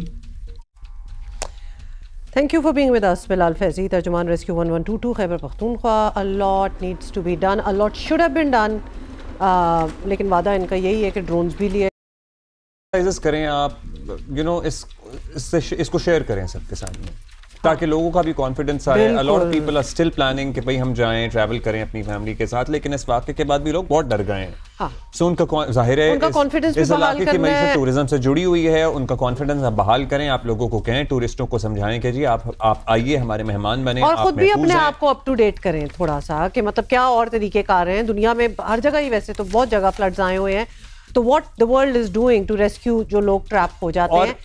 चाइना में बहुत प्रोएक्टिव रहे। हम आपको पता है हमारी कोऑर्डिनेशन हर चीज में उनसे, so we can you know learn a lot. The other day on social media I was looking, इसी तरह एक पानी में बंदा ट्रैप था और उसको एक ड्रोन ने निकाला है, और ड्रोन ने निकाला है मतलब वो इतना बड़ा ड्रोन था कि एक स्लिंग थी उसने अपने ऊपर बांधी और ड्रोन उसको एक सेफ किनारे पे लेके गया। तो चाइना में हुआ था एक्चुअली, ये चाइना वाला ही था। तो लिहाजा मतलब नॉट जस्ट कि ड्रोन आपके लिए कुछ फेंक दे नीचे कि आप अपने आप को बचा लें, वो आपको पिक भी कर सकता है। तो we'll try to find that footage in a while, मैं ढूंढता हूं तो फिर अपनी because that was something। अच्छा जी, ये हो गई बात। आप कहेंगे हम यूके से क्यों ऑब्सेस्ड हुए हैं आज? हम यूके से ऑब्सेस्ड हुए हैं जी, क्योंकि हम अपने मुल्क का भी बताएंगे, लेकिन भाई वहां भी हमारे कितने मौसम के हवाले से मौसम के हवाले से, और बर्मिंघम तो है ही हमारा मिनी पाकिस्तान। हाँ है तो लिहाजा वहां से हमें बता रहे हैं आसिफ महमूद, क्योंकि गर्मी वहां भी है काफी। जी, बरतानिया और यूरोप में गर्मी का गुज़श्ता 65 साल रिकॉर्ड टूट गया है। हीट वेव चलने की वजह से देखें टेम्परेचर यहाँ पर 33 डिग्री सेंटीग्रेड से 35 डिग्री सेंटीग्रेड दर्जा हरारत रिकॉर्ड किया गया है। इस वजह से जो निज़ाम ज़िंदगी है वो बुरी तरह मुतासर हुआ है। इसमें फ़ज़ाई सफ़र हो या रेलवे हो या फिर स्कूल और कॉलेजेस हैं। इसी तरह महकमा जो है ना, महकमा मौसमियात है, उन्होंने एम्बर वार्निंग जारी कर रखी है और बिलखसूस बच्चों के हवाले से दिन 1 बजे से लेकर दिन 3 बजे तक एहतियाती तदबीर बरतने के लिए कहा गया है। इसी तरह लोग जो है ना वो खुले पार्कों में और झील किनारे या सी साइड पर वक्त गुजारने पर मजबूर हो गए हैं। दूसरी तरफ जो जितने भी सुपर मार्केट्स हैं, सुपर स्टोर्स हैं, उन पर अगर जाए विजिट किया जाए, वहां पर पंखों और एयर कंडीशन की मांग में इजाफा हो गया है। जो ठंडे मशरूबात हैं उनकी मांग में इजाफा देखने को मिला है। लोग आइसक्रीम और इस तरह के आइसक्रीम और ठंडे मशरूबात गर्मी की शिद्दत को मिटाने के लिए, कम करने के लिए वो इस्तेमाल करते नजर आए हैं। और शेल्फों पर अगर देखा जाए तो जो हीट वेव क्रीम होती है, सनबर्न क्रीम होती है, उसकी मांग में भी इजाफा देखने को मिला है। देखते हैं कि आइंदा चंद रोज तक जो मौसम है उसमें क्या तब्दीली रोनमा होती है। ठीक है जी, गर्मी वहाँ भी है और गर्मी यहाँ भी है, और मुल्क भर में आपको पता है कि शदीद गर्मी की लहर की वजह से अब हो ये रहा है कि शहरी जो हैं वो ठंडे मौसम को इंजॉय करने के लिए वादी नीलम के सियाहती मकामात का रुख करना शुरू हो गए, जो हमने आपको पिछले कितने दिनों से बता रहे हैं कि दिस इज यही वो मौसम है जिसमें स्कूलों की छुट्टियां होती हैं, ऑफिस से भी लोग छुट्टियां ले लेते हैं, you know they go and spend a few weeks over there. झीलें हैं, सब्जा है, फैमिलीज भरपूर नज़ारों से लुत्फ काश के सहूलियात भी उसी तरह ही होती तो क्या ही बात होती, लेकिन हम पहुंच जाते हैं सहूलियात और नो सहूलियात। और यही ख्वाजा फयाज हुसैन जो है हमारे साथी हमें बता रहे हैं कि क्या माहौल है। वादी नील में इस वक्त मतलब अबरालूद मौसम खुशगवार है, ठंडी हवाएं चल रही हैं। बलाई और ज़ेरी इलाकों में कहीं हल्की बारिश का सिलसिला भी जारी रहता है, लेकिन वस्ती इलाके मानसून जोन से बाहर होने की वजह से बारिश न होने के बराबर होती है। वादी नीलम के खुशगवार मौसम सरसब्ज वादी के 80 नज़ारों से लुत्फअंदोज होने के लिए बड़ी तादाद में सियाहों ने सियाती मकामात पर डेरे डाल रखे हैं। ज़िया बुलंद सियाती मकामात रत्ती गली पतलियाँ जिलों समेत अड़ंकेल तो बाट के सब्ज़दारों का रुख कर रहे हैं। सियाह ख्वातीन और बच्चों के साथ ठंडे मौसम और हसीन नज़ारों से जी भरकर लुत्फअंदोज होते हुए दिखाई देते हैं। ज़िली इंतजामिया की तरफ से हादसात की रोकथाम के लिए अफासी इक़दाम किए गए। एंट्री पॉइंट्स पर सियाहों की मालूमात के लिए हेल्प सेंटर कायम करने के साथ नदी नालों के करीब जाने पर दफ़ा 144 नाफिज किया गया है। टूरिस्ट पुलिस में तमाम रिस्क अदारों को किसी भी इमरजेंसी सूरत हाल से निपटने के लिए अलर्ट पर रखा हुआ है। जी, ये तो मुझे फिर टेंशन हो रही थी, मुझे फिर टेंशन हो रही, मुझे तो ये शॉर्ट्स देख के कि ये तो बहुत ही ज़्यादा दरिया के नज़दीक हैं। और प्लीज़ लोगों मतलब कि ज़रूर जाएं, एंजॉय करें, लेकिन ज़रा दूर हो जाए ना दरिया से, कुछ भी हो सकता है। और फिर वो फ्लैश फ्लड्स और इस किस्म की चीज़ें, फिर एक सेकंड क्लाउड बर्स्ट, ये सडन चीज़ें हैं, ये सडन वाली होती हैं। हाँ, तो although it looks stunning by the way, so I wouldn't blame you for going there। अब यहाँ पे बट ये पानी के ऊपर चढ़े हुए हैं, ये वो तजावुज़ात हैं जिनको हटाएं। कौन इतना नजदीक बैठता है? अगर आप वेस्ट में भी चले जाएं और बड़े अच्छे नज़ारे हो तो लिटरली पानी में पैर डुबो के तो नहीं बैठे होते ना। एक डेक बना होता है प्रॉपर जिसके साथ आप कोई एस्टेब्लिशमेंट होती है, अदरवाइज और वो डेक भी दूर होता है, वो पानियों में तो नहीं आप बैठे होते। अच्छा, बाय द वे यहाँ हमारे यहाँ कराची में भी अब्दुल्ला कुछ रेस्टोरेंट्स हैं which are right on top of the sea. आपको पता है ना, एक जगह पे इन द सी मुझे टेंशन रहती है। वहां भी मुझे लगता है कि अल्लाह ना करे अगर कुछ हो जाए तो हु विल रेस्क्यू, क्योंकि वो बिल्कुल पानी के ऊपर डेक्स हैं। तो हमें भी देखना चाहिए इधर कराची में, और उधर तो हम कह ही रहे हैं। अच्छा, जल्दी से आपको खूबसूरती ही दिखा रहे हैं तो अस्तोर क्यों ना लेके जाएं आपको। और वहाँ हमारे कॉरेस्पॉन्डेंट रफ़ीउल्लाह अफरीदी बता रहे हैं कि क्या मौसम है, क्या हो रहा है।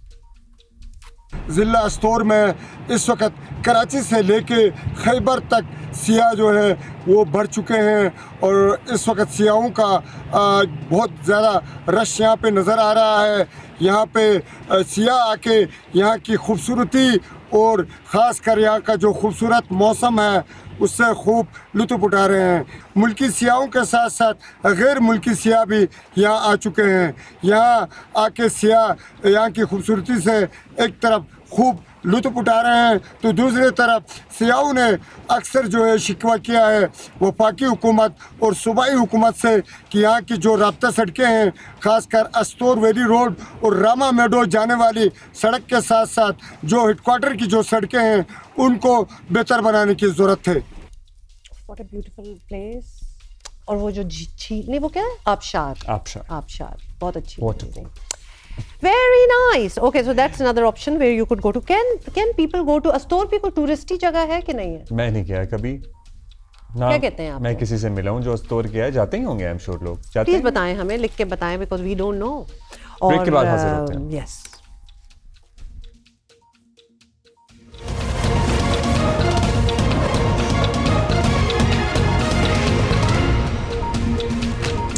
भाई ये अच्छी चीज़ है। 8 सीजन पर बहुत सी नई फिल्में आई और अब तो सरदार जी 3 भी लगी हुई है। 3 है ना 2 है? कौन सी है? मैंने तो कोई देखी नहीं। 3 है। सो मैंने भी नहीं देखी थी लेकिन ये हम ज़रूर देखेंगे आफ्टर द मुहर्रम्स। और सिनेमास की रौनक बढ़ी और इस बार पाकिस्तानी सिनेमा इंडस्ट्री ने बहुत अच्छा खासा बिजनेस भी किया। हमारे पास सिंगल स्क्रीनें तो वैसे ही कम हो गई हैं, मल्टीप्लेक्सेस ही हैं, लेकिन इसके बावजूद इस इंडस्ट्री ने साबित किया कि अगर फिल्में बनेंगी और बहुत अच्छी भी ना हुई तो अगर नॉर्मल भी हुई, मीडियोकर भी हुई तो थोड़ी बेहतर भी हुई, लोग जाते हैं, लोगों को सिनेमा जाना अच्छा लगता है। अच्छा, ईद से पहले से ही 2 बड़ी इंटरनेशनल फिल्मों की वजह से फिर ईद पर जियो फिल्म्स की दीमक और माहिरा खान और हुमायूं सईद की फिल्म और उसके बाद दिलजीत जिसकी आप बात कर रहे हैं और हानिया आमिर की फिल्में सिनेमाज में लगी और अंदाज़ा है कि इस एक माह में 60 करोड़ रुपए के टिकट फरोख्त हुए हैं। So you see, if you give them films, good or bad, whatever, तो लोग जाते हैं और देखते हैं। Can I put in here कि मैंने भी इनमें से माहिरा खान वाली मैंने भी एक मूवी देखी। मैंने दोनों देखी और हम भी कितने अरसे बाद सिनेमा गए। पर कहने का मतलब ये है कि आई वाज मिशन इम्पॉसिबल भी देखी। अब्दुल्ला, आई वाज अब्रॉड और अब्रॉड में भी एटलीस्ट आधे से ज्यादा सिनेमा तो भरा हुआ था। And I was not even on the first show. The last movie I saw in cinema was मौला जाट और उसके बाद फिल्मों में पाकिस्तानी फिल्म और उसके बाद वैसे भी कोई फिल्म नहीं देखी। How was Deemak? Deemak was nice. I liked it. I really liked it. Samina Peerzada की मतलब career defining performance है। Sonia Hussain has once again proven herself to be a great artist. Faisal Qureshi तो हैं ही अच्छे। अच्छा, माहिरीन समझते हैं कि फिल्मों की कास्ट, प्रमोशन और ख़ास तौर पर उनके मयार ने शायकीन को सिनेमा हॉल्स की तरफ खींचने में बड़ा किरदार अदा किया है और एक बार फिर साबित हुआ है कि अच्छा कंटेंट हो तो सिनेमा इंडस्ट्री भी भरपूर नताइज दे सकती है। They do need to work on the scripts a little bit, लेकिन it's still fun to watch. तो चलें इसी पे बात कर लें। इसी पे बात करते हैं। फिल्म प्रोड्यूसर हैं, फिल्मी नक्काद हैं, राशिद ख्वाजा साहब हमारे साथ मौजूद हैं। शुक्रिया ख्वाजा साहब। ख्वाजा साहब, अब बताया जा रहा है कि इस बार ईद का सीज़न जो है वो सिनेमास के लिए, फिल्मों के लिए बहुत अच्छा रहा। सिनेमा भरे रहे और हुमा, आपने तो पाकिस्तान से बाहर ये फिल्म देखी थी और आप मुझे बता रही थी कि सिनेमा आधे से ज़्यादा फुल था, which is very encouraging। So बड़ा ठीक ठाक 60 करोड़ का बिजनेस तो सिर्फ पाकिस्तान की हम बात कर रहे हैं, इनकी अब्रॉड कलेक्शंस इसके अलावा हैं। सो क्या इसकी तवक्को थी या फिर हम इससे क्या अखज़ करें? ये पब्लिक जो है और सिनेमा जो फुल हुए हैं ये सिर्फ ईद से नहीं हुए, उसके 2 हफ्ते पहले से हो रहे थे। 2 इंग्लिश पे मूवीज़ लगी थी, एक 2 हफ्ते पहले और एक हफ्ते पहले। वो दोनों ने बहुत अच्छा बिजनेस किया था। सो एक टेम्पो सब बना हुआ था और ट्रेड मेरे ख्याल में डेफिनेटली ये एक्सपेक्ट कर रही थी कि ईद बहुत बड़ी होगी, क्योंकि आपका शुरू से एक मूड बन गया। 2 इंग्लिश मूवीज़ थी हॉलीवुड की, एक मिशन इम्पॉसिबल थी, एक कोई और थी जो ईद से पहले लगी है। तो इस तरह से एक टेम्पो बना हुआ था और ट्रेड ये एक्सपेक्ट कर रही थी, बट डेफिनेटली बहुत बड़ा इम्पैक्ट था ईद का। और शायद उसमें बहुत बड़ा एक रीज़न माहिरा खान थी, क्योंकि आई थिंक वो इस वक्त इस मुल्क की सबसे बड़ी स्टार है और उसकी वजह से भी मैं समझता हूँ कि ईद पे बहुत बड़ा फर्क पड़ा गया, ईद पे उसकी फिल्म थी। ऑब्वियसली, बिल्कुल। अच्छा ये बताइएगा कि अगर हमारे सिनेमाज में इतने लोग गए और इतना बिजनेस हुआ तो समझ आता है कि इस इंडस्ट्री में डेफिनेटली पोटेंशियल तो अच्छा खासा है और पोटेंशियल हमेशा से था, फिर ये बिजनेस रूटीन क्यों नहीं है?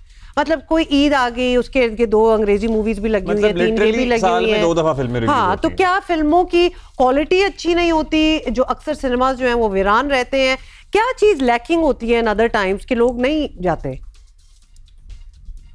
देखिए, ये एक समझने वाली चीज है कि फिल्म जो है वो क्वांटिटी में आपको चाहिए होती है। जो मल्टीप्लेक्सेस होते हैं, चूंकि वहाँ मल्टीपल स्क्रीन्स हैं हर सिनेमा में, तो उनको उसी तरह एक क्वांटिटी ऑफ फिल्म्स चाहिए। जैसे पाकिस्तानी सिनेमा को तकरीबन 100 फिल्में चाहिए साल की, पाकिस्तान में बनती हैं 15-20 फिल्में। अंग्रेज़ी फिल्म कोई देखता नहीं पाकिस्तान में, मुश्किल से 5, 6, 7 फिल्में हैं जो देखते हैं लोग। इसलिए इंडियन फिल्म के बगैर सिनेमा का चलना इम्पॉसिबल है, अनटिल अनलेस कि हम उस स्टेज पे आ जाएं जहाँ पे हम 100 फिल्में प्रोड्यूस करने लग जाएं। एक दफ़ा हमने वो शुरू कर दिया, चूँकि इसकी लॉजिक ये है कि दुनिया भर में, चाहे वो हॉलीवुड हो और बॉलीवुड हो, दुनिया भर में सक्सेस रेट फिल्मों का वो 10% है। सो 100 फिल्में बनेंगी तो 10 हिट होंगी, बट आपके सिनेमा में नई फिल्में लगती रहेंगी तो उन्हीं में से कोई हिट होती रहेगी, नहीं भी चलेगी। वो एक फ्लो बना होता है, जब कोई हिट होती है तो और दूसरी फिल्मों में लोग आने लग जाते हैं। पाकिस्तान में ये होना बहुत ज़रूरी है कि फिल्में बने और इंडियन फिल्में रिलीज़ हों, उससे सिनेमा को बहुत बड़ा फ़ायदा होगा। और पाकिस्तान में तो आप देखें, जब इंडियन फिल्में बन रही थी उस वक्त सारी पाकिस्तानी फिल्में बिजनेस कर रही थी। आप टॉप 10 पाकिस्तानी फिल्मों का बिजनेस उठाएं तो उसमें से 2 या 3 आपको इंडियन मिलेंगी, बाकी 7 पाकिस्तानी फिल्में।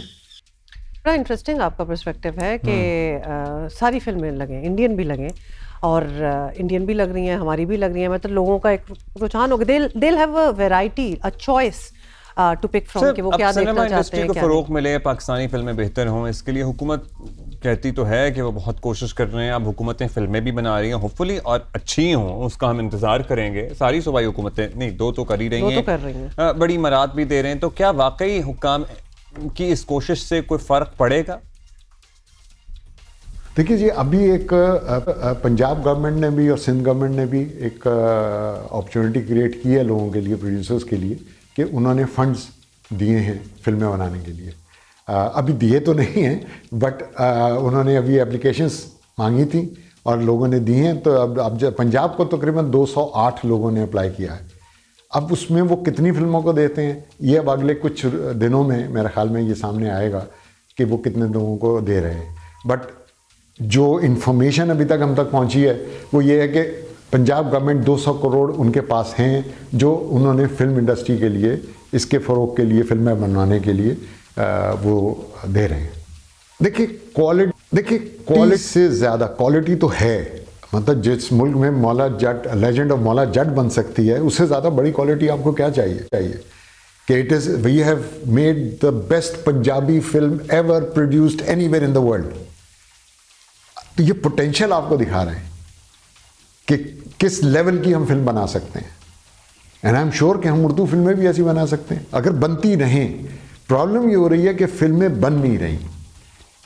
यहाँ पे अभी तक जो आपका पीक था जब इंडियन फिल्में आ रही थी, उस वक्त बिजनेस बहुत बड़ा हो रहा था, उसमें पाकिस्तानी फिल्म जो थी वो 20-22 तक पहुँच सकी थी कि 22 पाकिस्तानी मूवीज़ रिलीज़ हुई। ये पोटेंशियल आपको चाहिए 100 फिल्मों का। जब 100 फिल्में पाकिस्तान में बनेंगी तो आपको इंडियन फिल्मों की ज़रूरत नहीं होगी, फिर आपकी अपनी इंडस्ट्री होगी और आप खुद चला रहे होंगे, आपका सिनेमा खुद चल रहा होगा अपनी फिल्मों से। क्योंकि इंग्लिश फिल्म लेने लोग नहीं जाते, वो सिर्फ 7-8 फिल्में हैं साल की जिनको पाकिस्तान में बिजनेस मिलता है, वो जो फ्रेंचाइजेज हैं। उनके अलावा पाकिस्तान में इंग्लिश फिल्म बिजनेस नहीं करती। कोई एक आध कोई हादसा हो जाए तो अलग बात है, बट नॉर्मली नहीं करती। तो आपको किसी तरह से एक सिचुएशन ये क्रिएट करनी है कि पाकिस्तानी फिल्म जो है वो बनना शुरू हो और हम 100 तक पहुंच सकें। एक दफ़ा हम 100 तक पहुंच गए तो फिर उसके बाद आपका जो सर्वाइवल है वो बहुत आसान हो जाएगा और आप फिल्में बना सकते हैं। हम बिल्कुल बना सकते हैं पाकिस्तान में, ये पूरा है। बड़े इंटरेस्टिंग आपका पर्सपेक्टिव है। Rashid Khawaja, film producer. Thank you sir, thank you for your time. सारी फिल्में लगनी चाहिए और जितनी फिल्में लगेंगी ज़्यादा फिल्में बनेंगी भी, बननी चाहिए तो लगनी चाहिए। बिल्कुल, और टैलेंट तो हमारे पास, मतलब वी नो दैट, उस पे तो अब डिस्कशन नहीं। Alright, that is it, we are gonna see you live tomorrow. Have a great day.